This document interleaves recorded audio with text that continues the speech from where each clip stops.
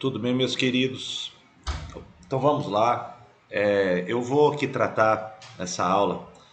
E eu não vou aparecer muito aqui porque eu acho que a arte, os mapas, as figuras vão ser muito mais interessantes. Já estão até já habituados à minha presença e minha voz, né?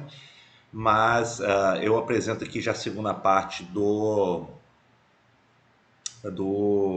nosso curso de História da Indonésia e região.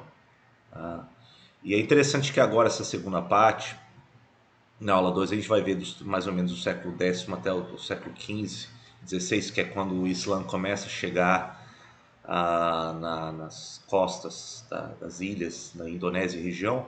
É um período crucial em que estabelece alguma identificação, uma identidade histórica que vai depois ser projetada, até usado na narrativa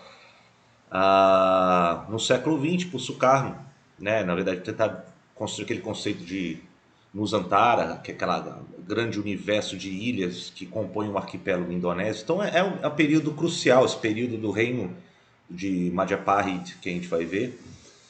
E a gente vai ver que tem protagonistas que são essenciais aí. Então a gente começa até com Erlanga, aí no século X e diante. Então a gente está vendo um período já anterior da entrada do indo-budismo, como é que ele já tinha sofrido aquela carga de influência do mundo indiano, como se concretizou inclusive em grandes obras como em Prambanan e Borobudur, né? Como é que o sânscrito, as ideias indo-budistas já tinham se misturado com ideias da religiosidade local e o tantrismo, e isso forma então o caldeirão inicial da ideologia, da cultura da região, em Java e região. Né? Então deixa eu me despedir aqui da minha presença, da minha imagem, mas vocês ficam aí com uma belíssima imagem de uma cerâmica do período de Madhya-Parit, do século XIV, XV, se eu não me engano. Né? Bom, é bom a gente novamente se acostumar com o mapa, porque o mapa ele diz muito. A gente vai se concentrar muito na região aqui do vale do rio Brantas, depois um pouco em Bali e Lombok, são duas ilhas aqui a leste.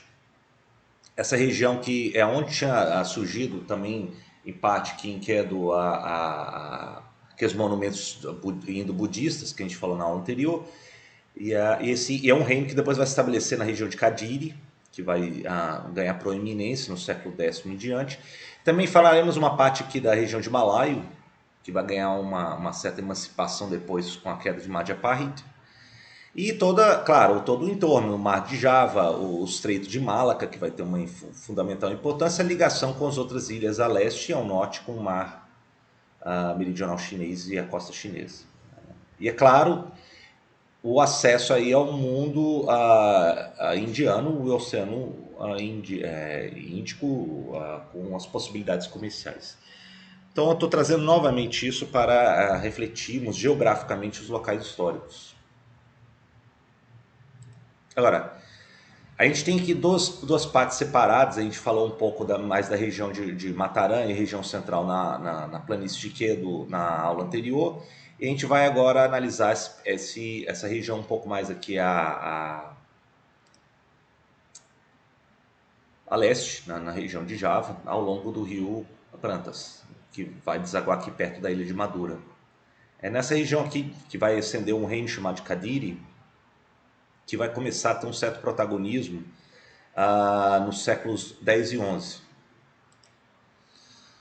Na verdade, essa região da Java Oriental, ela não oferece naturalmente nenhuma possibilidade de uma união de um reino maior. Na verdade, boa parte da história javanesa, até o século X e em diante, ela é muito mais constituída de reinos pequenos, dinastias que eram conflitantes entre si.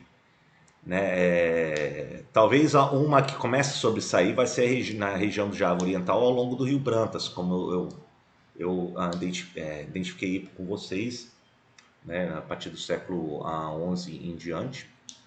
E dessa região que começa a vir algumas narrativas depois de um rei, na verdade, atribui-se uma inscrição, chama Inscrição de Cálcuta, ou a inscrição de Pucanã, que está aí à direita, de um tal de um rei chamado Irlanga, né? E Erlanga, ele na verdade, ele aqui é retratado na forma indo-budista, prevalecendo sobre as forças do mal. O Erlanga, ele é narrado como um soberano que vai submetendo vários vassalos a partir de 1016 e ele restaura uma espécie de ordem, né? E é interessante porque narra-se que ele, antes, quando era jovem, ele era uma pessoa muito praticante do ascetismo e viveu muito tempo assim. Depois ele virou uma espécie de governante na região do delta do Rio Prantas, em Passuruan. E o Erlanga, ele era parte da família dele, ele era vindo da família balinesa. Então, até o nome dele, Erlanga, significa que aquele que veio do outro lado da água, aquele que transpôs a água, que indica também sua origem do outro lado da costa oriental javanesa da ilha de Bali. Parte da sua família era balinesa, né? E, e ele fica marcado por esse nome.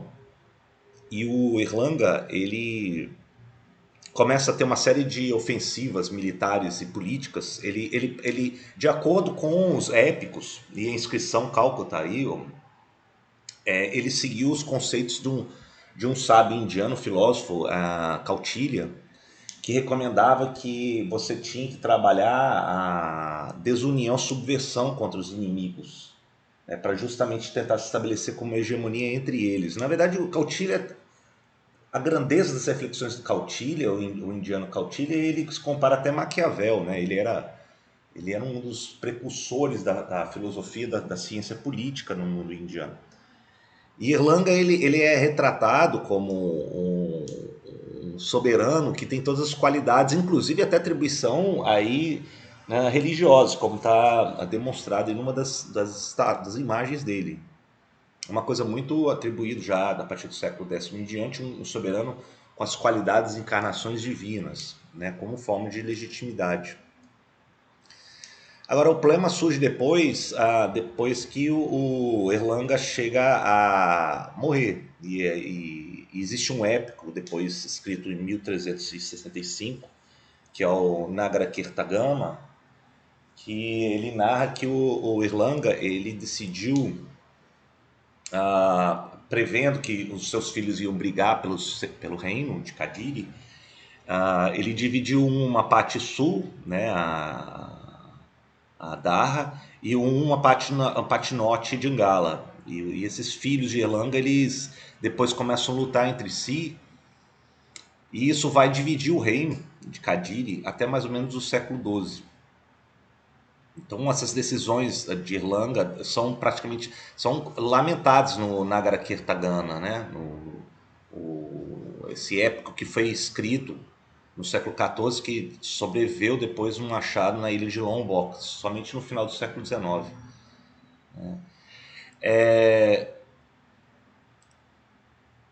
Eu, o outro reino depois que vai, aí depois você tem um período de desunião, né, significativo, né, entre vários regentes e as suas relações com lideranças locais e também com os aldeões e por assim vai, né, mas você já tem sinais de certa prosperidade, né? Você já tem alguns templos que sobrevivem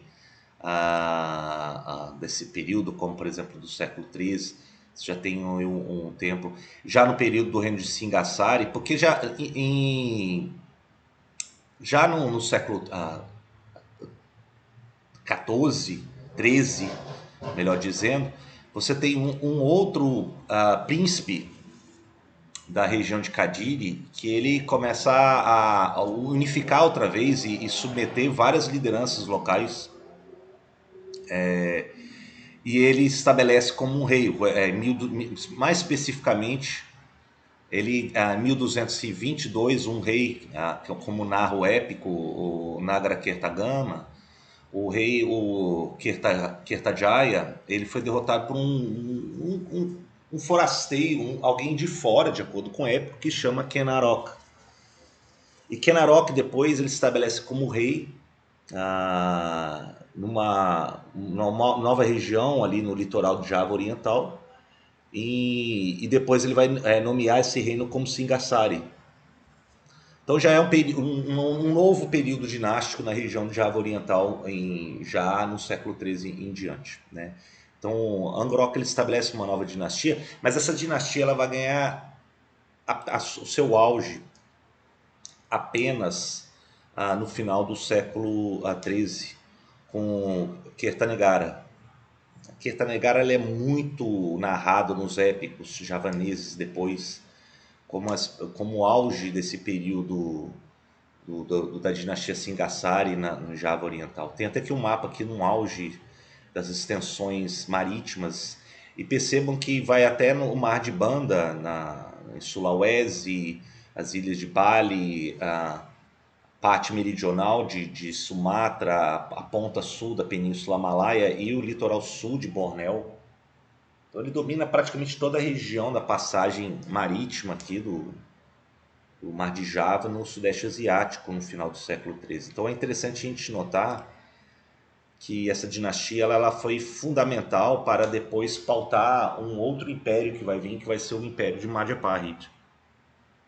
Então o século XIII vai ter uma série de mudanças fundamentais na região, na ilha de Java. Nesse período, por exemplo, e até antes, você já tinha sinais de contatos com um comércio chinês, né? Você já tem presença de mercadores chineses chegando no arquipélago. Você tem sinais de prosperidade nos portos javaneses, especificamente na região oriental que a gente está tratando, né? Também na costa de Sumatra e Bornéu, e até mesmo na região do distrito de Malaca. Né? Então você tem série de, por exemplo, cerâmicas chinesas do século XII a XIV, atestando a importância desse centro, dessa região como a passagem comercial, né? Como por exemplo na costa de Sumatra. Eu tenho até outra imagem aqui do século XII na região de Mar de Java, recuperado de um naufrágio. Então é um período de efervescência comercial e contato com a China, além da historicamente contato com a Índia que essa região tinha. Então essa região começa a servir como uma passagem muito lucrativa e estratégica do mercado chinês com o mundo indiano, né, a partir desse momento. Né? E disso vem a prosperidade dos portos, de reinos. Né? Na região de Sumatra, mais ali ao norte, você tem regentes da região de Minangkabau, na região central de Sumatra. Você tem uma certa prosperidade notável vindos desse comércio. Né? Além da região de Palembang que a gente viu na aula anterior, e região de Jambi. Né? E eu acho interessante porque Java começa depois, a partir daí, nesse período Singasari, ele começa a estender seus contatos comerciais, também a sua própria cultura e até a língua javanesa antiga, o Kawi. Eles tornam e até acham também inscrições do Kawi, em Kawi no século XI, na ilha de Bali. E o Kawi eles tornam uma língua franca do comércio, dos contatos, né? Então começa a ser o meio de transmissão, de comunicação da cultura javanesa para as outras ilhas no século XIII. Né? Você tem até sinais, a Patinote da ilha de Bornéu, Sarawak, que se fala hoje, até mesmo no século IX, atestando a difusão cultural javanesa. Né? Então, até mesmo eu acho que essa difusão da cultura, da língua javanesa para as outras ilhas, elas quase certamente vão preceder a dominação política que vai vir anteriormente. A gente está vendo aqui o embrião de uma hegemonia javanesa que vai começando a se estabelecer. Não significa que isso sempre foi certo. Ela vai ter mesclas com as culturas locais, o período de recuo, de fragmentação, mas a cultura, a língua javanesa, ela começa a espraiar a partir do século XIII em diante para as outras ilhas mais próximas. Né? Veremos depois que haverá outras línguas que vão se manter aí posteriormente, né? Mas certamente isso se deu em cima da desunião de outras regiões, como a região Malaia, mais ao norte de Sumatra, na Península Malaia.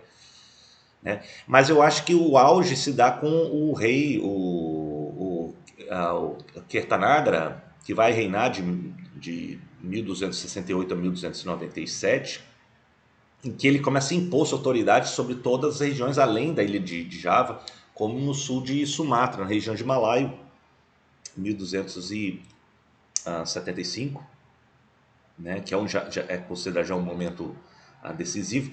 E um outro momento decisivo no período do reinado de Kertanegara vai ser com o envio de uma expedição de Kublai Khan, da dinastia mongol Yuan, na China, quando ele busca tirar satisfações e impor a sua autoridade em forma de vassalagem tributária para o reino javanês nesse período. Tem até um retrato e um retrato de Kertanegara aqui, ainda nos âmbitos do indo-budismo. E narra-se que o Kertanegara, depois ele chega a ser morto por um rebelde. E aí chega uma embaixada do governante chinês mongol, Kublai Khan, buscando uma aliança. E o sucessor de Kertanagra, ele chega e mata alguns embaixadores enviados da corte mongol, e você tem uma espécie até de tentar uma expedição punitiva enviada no final do século XIII em cima dessa corte javanesa.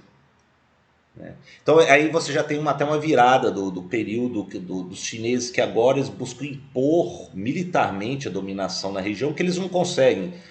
Pela distância, pela mudança da política mongol depois da morte de Kublai Khan em diante. Né? Talvez mirando mais para mais questões terrestres do que propriamente marítimas, a partir do século XIV em diante. Né? Agora, o que vai ter de interesse aí vai ser a sucessão de Kertanagra. O Kertanagra ele é retratado como uma espécie de encarnação de Shiva ou Buda desse período. Ele é considerado um auge do regente da época, comparado com os melhores regentes da história indiana.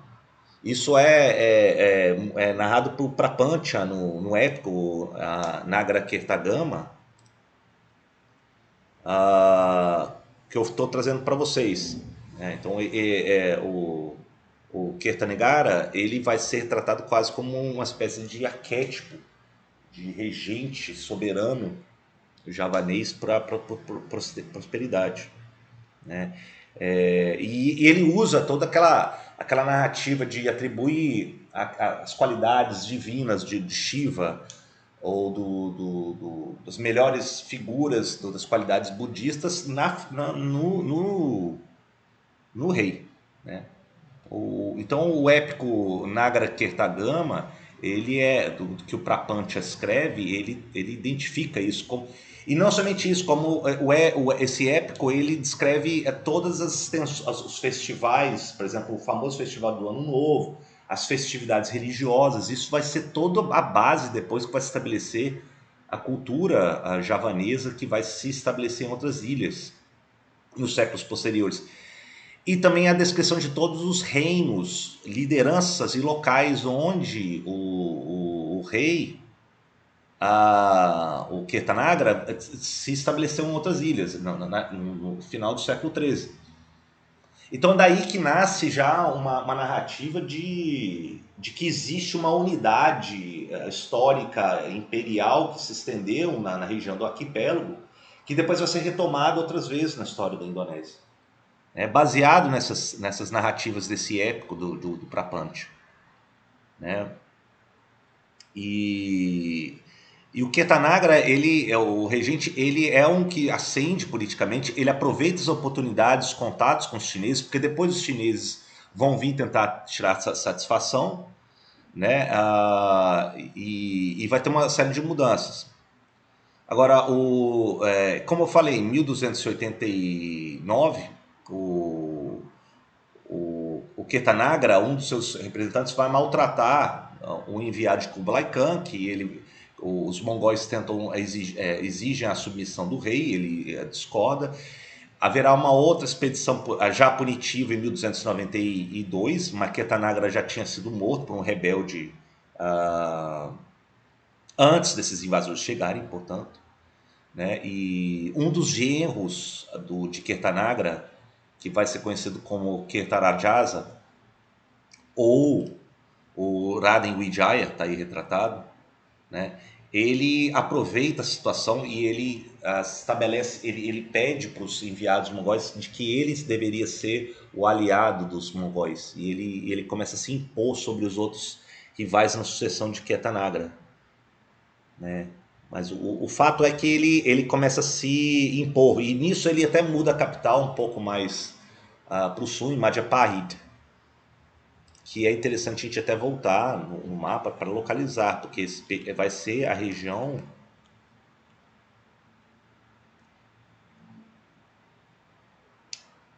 aqui especificamente, né, um pouco mais ao sul, em Madhya Pradesh, que vai ser a sede de um reino que vai começar então a se estender e consolidar todas as expansões iniciadas por Kertanagra e regentes anteriores, né?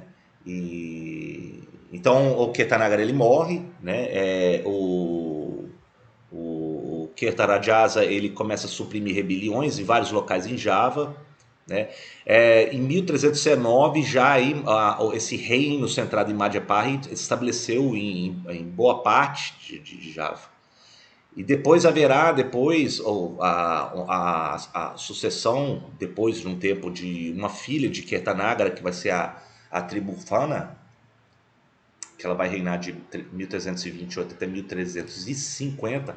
É durante o período dela e depois outras sucessões que vai ter um primeiro-ministro que vai ser fundamental na consolidação desse império Madhya-Pradesh, que vai ser o Kadjamada, que está retratado aí à direita, né? E o Kadjamada vai ser o chefe de Estado durante o período de Tribhuvan, e ele vai restaurar toda a hegemonia imperial de Madhya Pradesh e também vai consolidar a hegemonia do reino em Bali, Sumatra e em Bornéu, né? E depois da morte da rainha, a 1350, vai ter um bisneto de Kertanagra, que vai ser o Rayan Uruk, ou Raja Sanagara, que vai se tornar rei de Madhya Pradesh, que aí talvez seja o auge da história do reino de agora nomeado como o reino de Madhya Pradesh. Então aí tem o retrato de Rayan Uruk, que é considerado o período mais glorioso da história javanesa do reino de Madhya Pradesh, né? Conforme narra o Nagaraketagama de Prapancha. E Kadjamada, ele atuou também como ministro de Estado desse rei. Então o Kadjamada vai ser um instrumento fundamental da inteligência política e diplomática, com as consequências militares dessa história javanesa nesse período, na segunda metade do século XIV, meados do século XIV e final do século XIV, né? Considerado então um auge aí da história de Madhya Pradesh.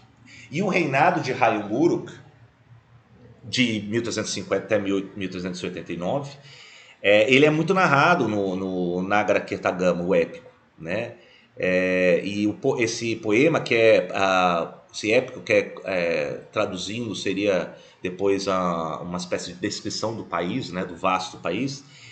Ele mostra o caráter divino que permeia o reinado, o Império Madhya Pradesh, que ele buscou perseguir as heresias, as impurezas dos cultos de outros lugares e também indicando o culto dos deuses e do regente, né, a fim de estabelecer uma legitimidade do reino javanês aí de Madhya Pradesh.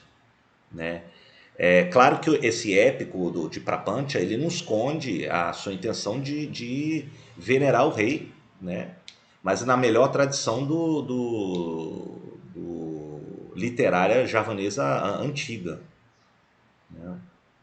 E o período do governo de Rayan Uruk provavelmente é a maior extensão do território do Império Madhya-Pratit, perto do que era dos seus predecessores, né? Muitos regentes de potentados locais pelas ilhas ao redor tinham feito alianças diplomáticas e casamentos com a família real javanesa, né?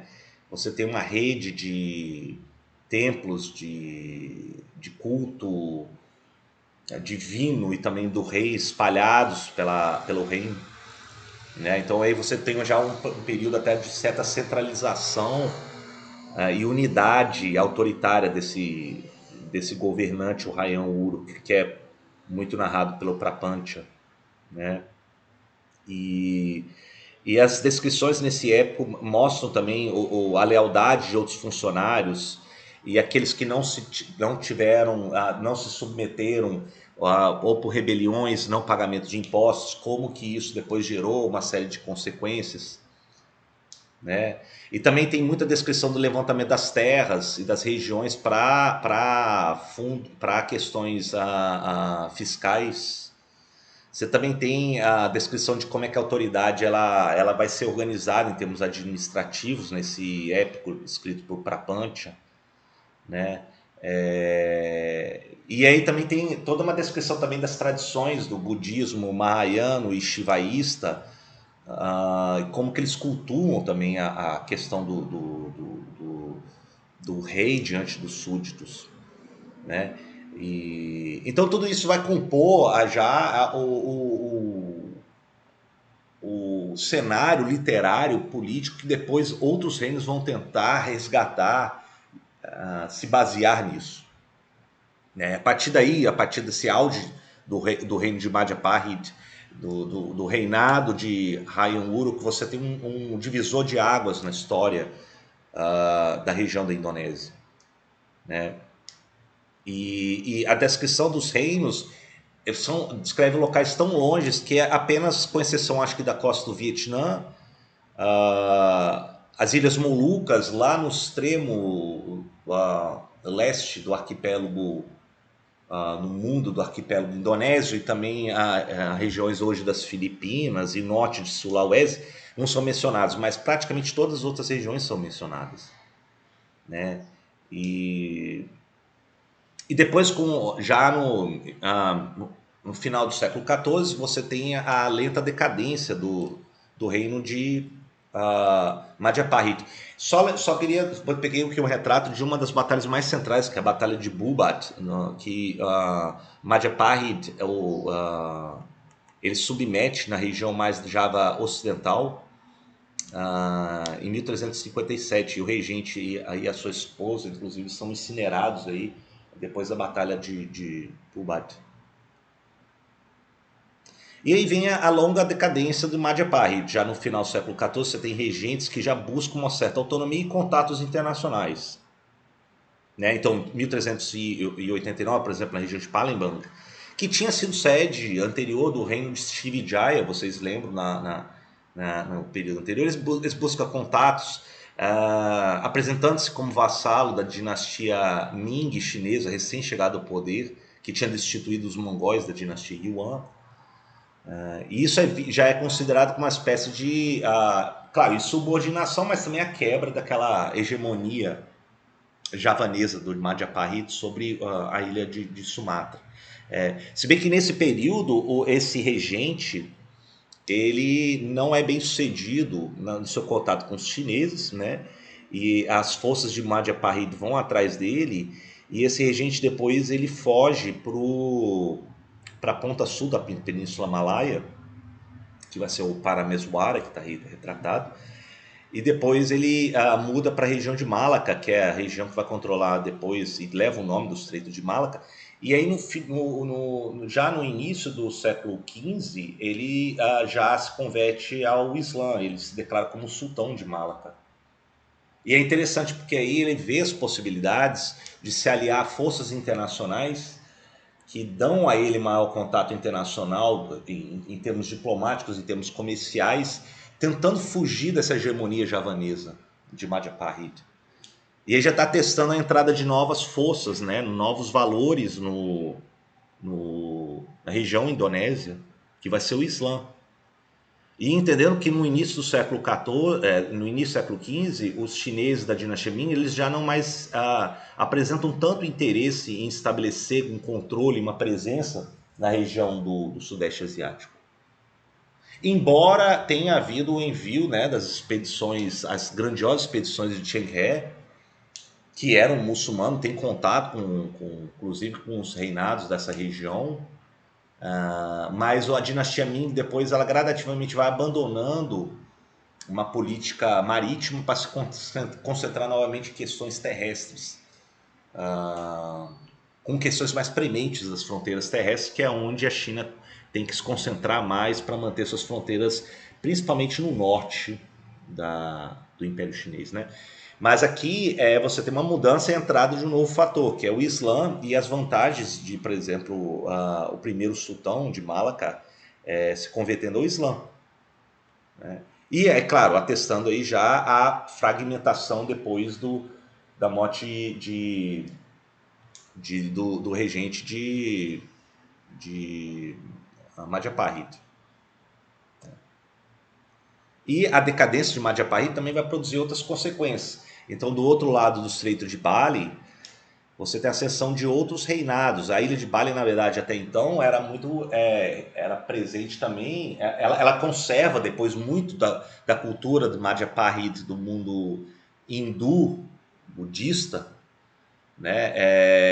E à medida que você tem a fragmentação de Madhya Pradesh, muitos da realeza, os nobres do reino de Madhya Pradesh, à medida que o Islã começa, isso aí vai ser até o tema da nossa próxima aula, quando ele começa a ganhar força na ilha de Java, muitos fogem para a ilha de Bali.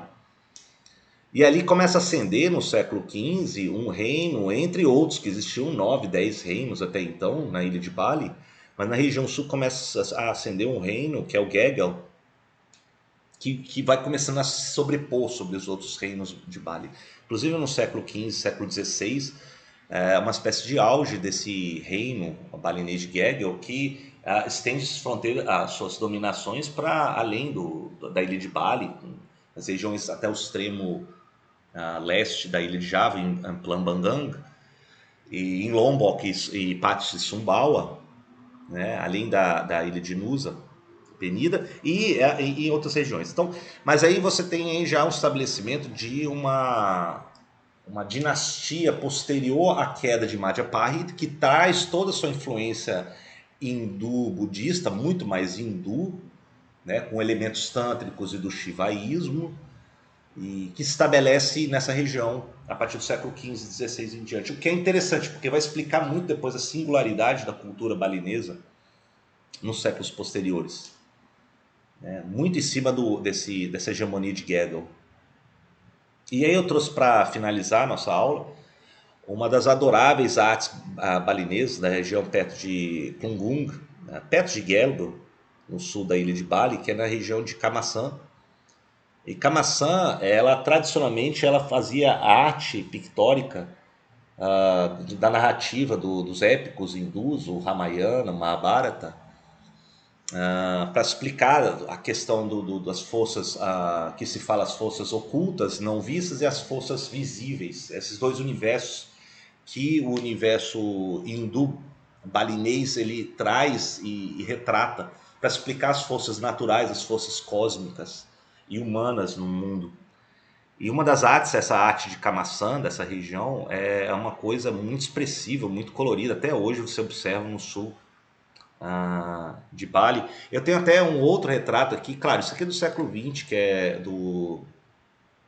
a agitação da criação do mundo, do oceano lácteo cósmico, né? Que é a partir de um monte Mandara, e é retratado também nessa